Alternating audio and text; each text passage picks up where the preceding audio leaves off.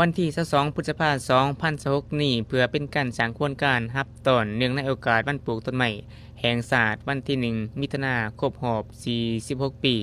วันสิ่งแวดล้อมโลกวันที่5มิถุนายนครบรอบ53ปีและวันสิ่งแวดล้อมแห่งชาติครบรอบ27ปีที่จะมาถึงในมม.นี้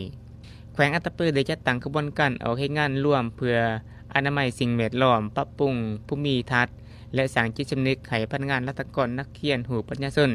และประชาชนบรรดาเผ่าทั่วแขวงอัตตปือให้เห็นความสำคัญของการอนุรักษ์ป่าไม้และสิ่งแวดล้อมขบวนการดังกล่าวมีบรรดาพนักงานราชการกำลังป้องกันความสงบชาวหนุ่มนักเรียนและประชาชนเข้าร่วมอย่างคึกคืนโดยได้ร่วมกันอนามัยถนนหนทางเก็บกวาดขี้เหงื่อ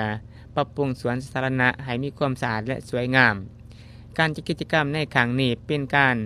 ปลุกระดมให้ทุกภาคส่วนหันมาใส่ใจการรักษาทรัพยากรธรรมชาติการนำใส่ทรัพยากรอย่างคุ้มค่าและการลดผ่อนมลพิษเพื่อร่วมกันสร้างสิ่งแวดล้อมที่ดีและยืนยงให้แก่สังคมพร้อมนี้คณะนำแขวงยังได้เน้นให้บรรดาภาคส่วนสืบต่อสร้างขบวนการอนุรักษ์สีเขียวขยายพื้นที่ปลูกป่าและร่วมกันดูแลรักษาสิ่งแวดล้อมให้เป็นหน้าที่ของทุกคนเพื่อสร้างแขวงอัตตปือให้มีความเขียวงามและพัฒนาอย่างยืนยง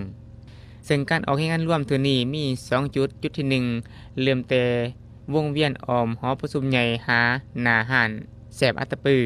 จุดที่2เริ่มแต่วงเวียนอ้อมอนุสาวรีย์หาหน้าห้านแสบอัตตปือ